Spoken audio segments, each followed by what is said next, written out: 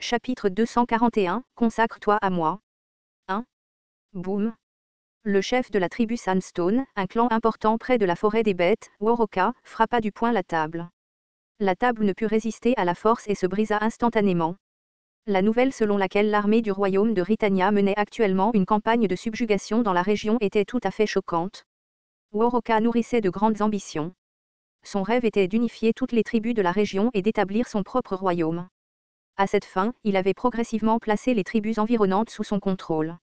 Cependant, les tribus étant anéanties les unes après les autres, ses plans risquaient de s'effondrer. Non, ce n'était pas seulement ses plans, sa propre tribu était désormais en danger imminent. Le démon cramoisi, dis-tu?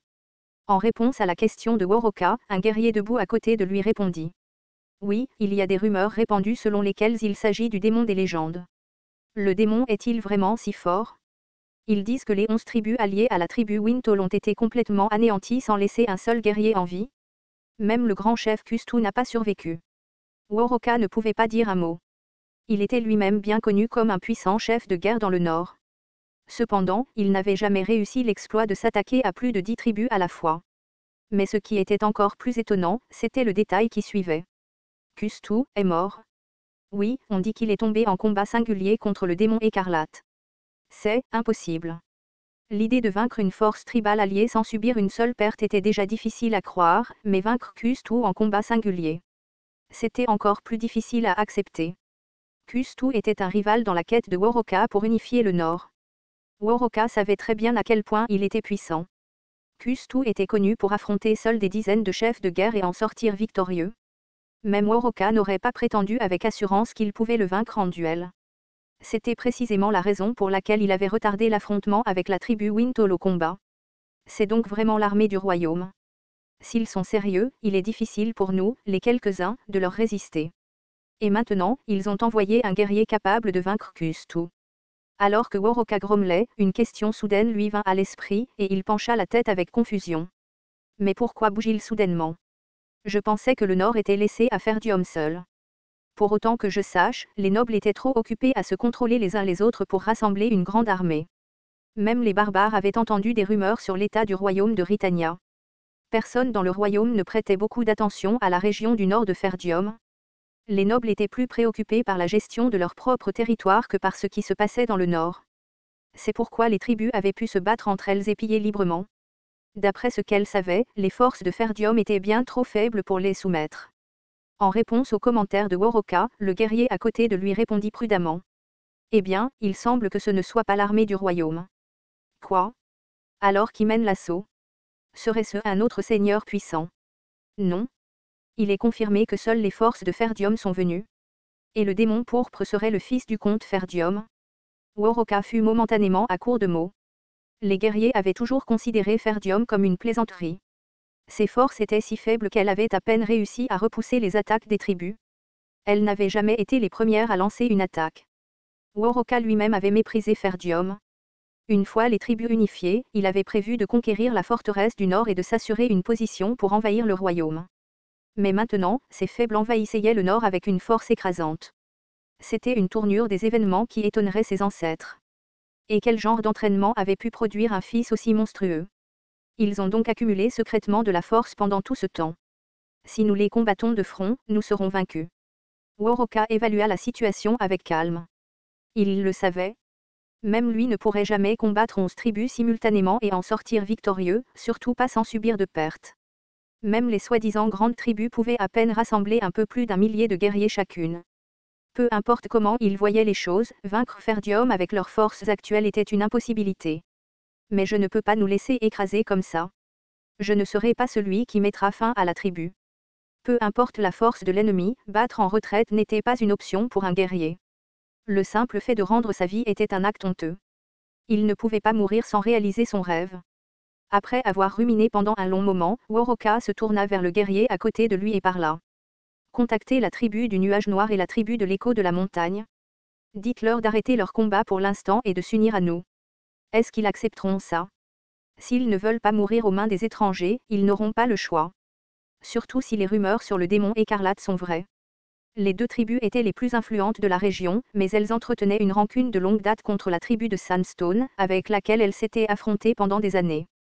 Cependant, Waroka était convaincue qu'elle accepterait une alliance. Mourir aux mains d'étrangers était le plus grand déshonneur pour leur espèce. Ils choisiraient une coopération temporaire plutôt que la disgrâce. De la même manière, Waroka tendit la main à toutes les tribus de petite et moyenne taille des environs. Que ce soit par peur des rumeurs ou par pur pragmatisme, il n'y avait pas beaucoup de résistance à l'idée de s'unir, même temporairement. Finalement, ils rassemblèrent une force de 7000 guerriers.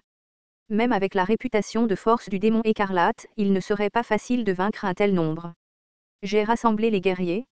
Mais, est-ce suffisant pour les combattre comme ça? Waroka passa des jours à se débattre avec ce dilemme. L'ennemi avait anéanti plus de 5000 guerriers d'un seul coup et avait même tué Kustu, le grand chef, dans un combat à main nue. Même avec 7000 guerriers à ses côtés, Waroka ne voyait pas clairement la voie vers la victoire. Si perdre était inacceptable, l'alternative subir des pertes dévastatrices au combat était tout aussi dangereuse. Même s'il gagnait, l'avenir des tribus serait sombre.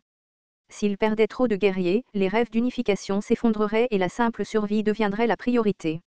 Nous sommes déjà aux prises avec des pénuries alimentaires. Sans guerriers, nous ne pouvons même pas entrer dans la forêt des bêtes.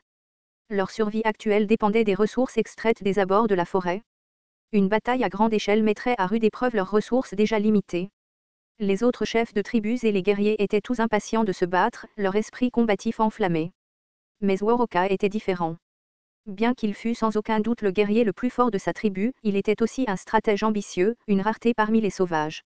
Des imbéciles qui ne connaissent rien d'autre que le combat et les raids. Ils vivaient pour le présent, inconscients de l'avenir. C'est à cause de leur myopie que le rêve de Waroka d'unification tribale avait même semblé possible. Mais maintenant, leur incapacité à penser stratégiquement face à une menace extérieure était un grave problème. Après de longues délibérations, Waroka proposa finalement un compromis. Négocions une trêve. La réaction fut immédiate. Les autres chefs de tribu crièrent et le pointèrent du doigt. Une trêve avec des étrangers. Quelle honte!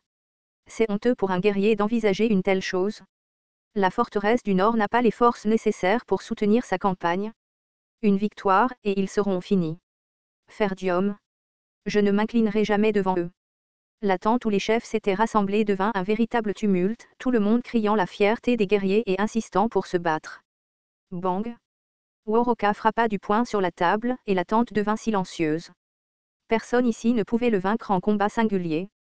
Il était, après tout, l'un des plus forts du Nord, un rival de Kustu lui-même. Combattre Waroka devant les autres ne se terminerait bien pour personne, alors les chefs tribaux se turent. Waroka grogna, sa voix basse et menaçante. Ce sont des gens qui ont anéanti 5000 guerriers sans perte significative. Ils ont même tué le grand guerrier Kustu dans un duel en tête-à-tête. Disons que nous avons réussi à gagner à la fin, pensez-vous que nous en sortirons indemnes? Et que se passe-t-il après cela? Pensez-vous que nous pouvons survivre dans ce Nord rude avec des guerriers épuisés? Voulez-vous vivre dans la peur des monstres errants et trembler dans leur ombre? Quelqu'un cria d'un ton dédaigneux, nous sommes de puissants guerriers. Ce genre de choses ne nous fait pas peur. Perdre notre fierté de guerrier est pire que la mort. Réfléchissez une fois, imbécile. Mourir au combat est moins honteux que mourir de faim. En vérité, Waroka avait d'autres raisons de vouloir éviter le combat, mais il ne ressentait pas le besoin de les exprimer. Ces gens vivaient uniquement par leur fierté. Stimuler cet aspect permettait à Waroka de les orienter facilement dans la direction qu'il souhaitait. Pour les guerriers, ne pas chasser et mourir de faim avec leur famille était à la fois un signe de faiblesse et l'une des plus grandes hontes. Dans une pénurie alimentaire déjà aggravée, ce seul raisonnement suffisait à faire rapidement changer l'atmosphère. Certains résistèrent et refusèrent d'abandonner, mais Waroka réussit à persuader tout le monde avec un mélange de menaces et de cajolerie. Finalement, les sauvages qui acceptaient de négocier envoyèrent un émissaire à la forteresse du Nord. Zwalte, qui inspectait l'entraînement des chevaliers avec Guilin, fit une expression déconcertée en apprenant la nouvelle. « Eh bien, je serai damné. Ils veulent vraiment négocier? Tu avais raison. Oui. Si les négociations se déroulent bien, ils n'oseront probablement pas approcher la forteresse du Nord avant quelques années. Bien sûr, certains d'entre eux pourraient encore tenter des raids à petite échelle. Même cela est un soulagement. Je me sentirais beaucoup plus en sécurité avec ça. » C'était une perspective qui convenait à un seigneur qui se souciait toujours du bien-être de son peuple. Les tribus voisines avaient déjà été anéanties, et même la coalition de 5000 sauvages avait été détruite. Même si les sauvages tentaient de nouveau de faire des raids, ils pourraient être arrêtés beaucoup plus facilement qu'avant. Des événements impensables se produisaient les uns après les autres. Ah! J'ai vraiment élevé un bon fils. Qui aurait pu prédire de tels événements? Même mon père n'aurait pas vu cela venir. Zwelte regarda Guilain avec un sourire satisfait. Son attitude calme et posée, comme si le résultat était tout à fait naturel, semblait particulièrement rassurante. Quelques jours plus tard, dans la vaste plaine en face de la forteresse du Nord, l'armée sauvage affronta les forces de Ferdium et de Fenris. Des drapeaux blancs flottèrent dans les deux camps, et les représentants de chaque camp s'assirent bientôt à une table préparée entre les camps pour commencer les négociations. Les sauvages étaient représentés par Woroka et quelques guerriers, tandis que le camp Ferdium comprenait Zwelte, Guilain et plusieurs proches collaborateurs. Je suis Woroka, chef de la tribu de la Pierre du Soleil. Nous ne souhaitons plus de combat. Malgré ces paroles de paix, son visage était terriblement déformé. Bien qu'il ait proposé le cessez-le-feu pour des raisons politiques et par ambition, sa fierté de guerrier en avait pris un coup. Zwelte, qui avait lui aussi sa part de grief, ne fit aucun effort pour cacher son malaise. Très bien. Écoutons les conditions que vous proposez. Une trêve de 5 ans. Nous cesserons les raids sur le nord de la Rhétanie et trouverons d'autres itinéraires. Je ferai de mon mieux pour contrôler toute tentative de raid par des tribus plus petites. Alors, après nous avoir tourmenté tout ce temps, tout ce que tu as à offrir, c'est une promesse d'arrêter les raids. C'est tout? Ce n'est pas une mauvaise affaire pour toi non plus. N'as-tu pas dépensé beaucoup d'argent en efforts militaires pour nous arrêter? Cela te donnera une certaine tranquillité d'esprit. N'est-ce pas suffisant? Continuer à nous combattre ne nous fait aucun bien. En substance, cela signifiait, nous vous avons battu jusqu'à présent, mais nous arrêterons, alors disons que c'est quitte. Bien qu'arrogant, ces mots n'étaient pas entièrement faux. La pauvreté perpétuelle de Ferdium était en grande partie due aux fonds dépensés pour repousser la forêt des bêtes et les sauvages. 5 ans n'était pas une longue période, mais pour Ferdium, c'était suffisant. Avec les techniques de culture de nourriture et de mana qu'il avait acquises grâce à Guilain, il pouvait renforcer leur fondation pendant cette période. Zwelte réfléchit un instant avant de demander « Comment pouvons-nous vous faire confiance? Qu'est-ce qui vous empêche de rompre votre promesse et de nous attaquer soudainement ?» À cela, Woroka, l'expression déformée par la fureur, cria « Je suis un chef de guerre. Je ne mentirai jamais. » Bien que la fierté l'empêchait de l'admettre, la vérité était que Woroka n'avait rien à donner à Ferdium. En tant que tribu nomade dépendante des raids, ils n'avaient jamais accumulé de ressources significatives. Ils étaient si désespérés qu'ils se battaient même entre eux pour le butin. En plus de cela, leur propre forteresse connaissait des pénuries de nourriture encore plus grandes. Même si Ferdium exigeait quelque chose, il n'avait rien à offrir.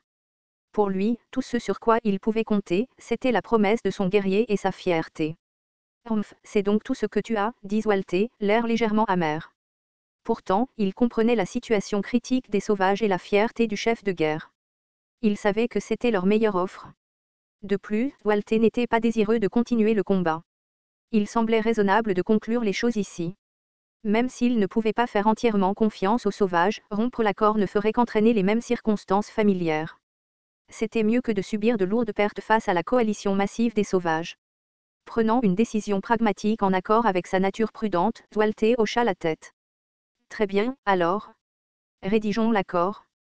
Avant qu'il ne puisse finir de parler, Guilain, qui se tenait silencieusement à côté de lui, parla avec une expression impassible. Livrez 5000 chevaux immédiatement. De plus, fournissez 200 chevaux par an pendant les 5 prochaines années. Que quoi? Woroka regarda Guilain, stupéfait. Alors que les choses semblaient se terminer à l'amiable, un personnage inattendu intervint. Furieux, il fronça les sourcils et rétorqua, « Qui es-tu pour exiger ça? Et si je refuse ?» Guilain regarda Woroka avec arrogance et répondit. « Si tu refuses, vous mourrez tous ici aujourd'hui. »